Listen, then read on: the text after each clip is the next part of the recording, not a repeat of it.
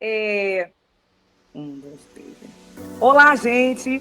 Estamos aqui no nosso terceiro encontro, falando um pouco sobre o novo ensino médio. E é interessante, né, a gente fazer um resgate um pouquinho daquilo que a gente já tem conversado sobre isso. Porque tudo começa lá no Ratio Studiorum dos jesuítas, e a gente passa por essa intencionalidade da educação para os desvalidos em 1909, e aí começa as artes, os ofícios, e a gente começa a se estruturar em três legislações que nós temos, ou que nós tivemos a nível de Brasil, né?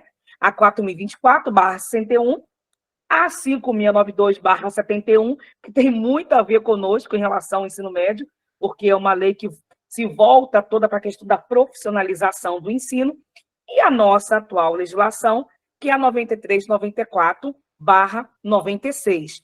Mas falar de educação, falar de ensino médio, como a gente já tem conversado, é pensar um pouco no que Frigoto vai dizer, né? Que essa educação, toda essa questão, a gente tem que pensar também que um dos equívocos mais frequentes que a gente tem é pensar que a educação é um fim em si mesmo. E não é. A educação faz parte de uma sociedade classista que nós vivemos. E pensar nisso, pensar em educação, é pensar em política pública. Pensar em educação, pensar em ensino médio, é pensar numa questão desigual que nós temos no nosso país, de um país com marcas históricas, e essas marcas históricas de colônia, né? Essas marcas históricas de um país que, desde o princípio, a sua educação foi dualista. Então, falar de educação é falar dos acordos internacionais, é pensar no MEC-USAID, é pensar em tantas outras coisas, mas do ponto de vista principal, a educação enquanto poder, porque conhecimento é poder. E não temos como falar de educação sem pensar que a escola é um campo de política. E quando eu digo política, eu não estou falando de política partidária.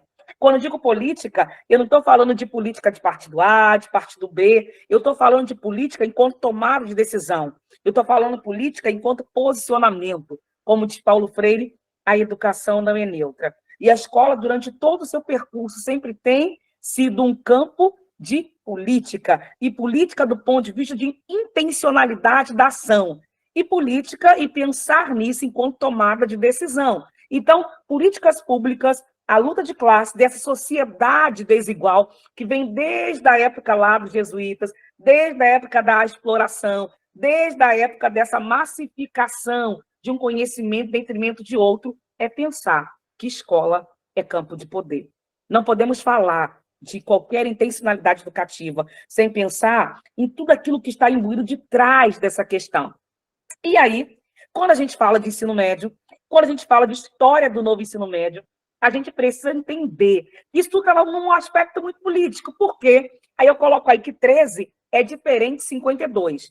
Porque nós vamos estudar daqui a pouco que há uma discussão de 13 anos se pensar que tipo de ensino médio nós queremos, como isso vai ser. E aí se chama a sociedade civil organizada, se chama os organismos de educação para discutir, mas, de repente, com 52 dias de governo, Michel Temer, depois do golpe, vem e institui uma nova visão de novo ensino médio.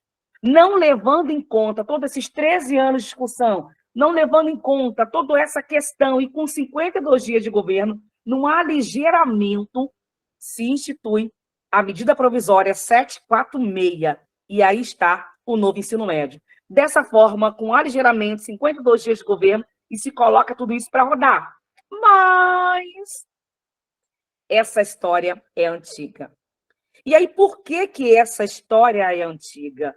Porque isso não começa em 2017, isso não começa em 2016, isso não começa em 2015, isso não se efetiva em 2018 e vamos para 2023. Não.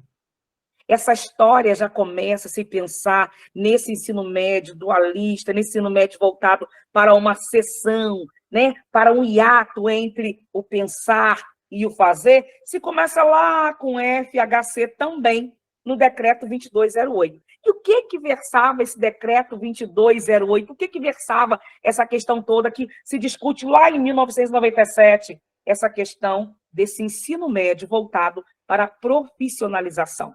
Esse ensino médio voltado não para o propedêutico, não para as ciências, não para a arte, não para as discussões, não para um conceito de se pensar num estudo posterior. Mas esse ensino médio, né, pensado, tecido e versado numa concepção de ensinar a fazer algo para estar inserido numa sociedade da venda da força de trabalho. Então, a história é antiga. Isso não começa em 2016, 2017, isso não começa em 2008, isso não começa aí. Mas isso vai se tecendo no decorrer da história educacional.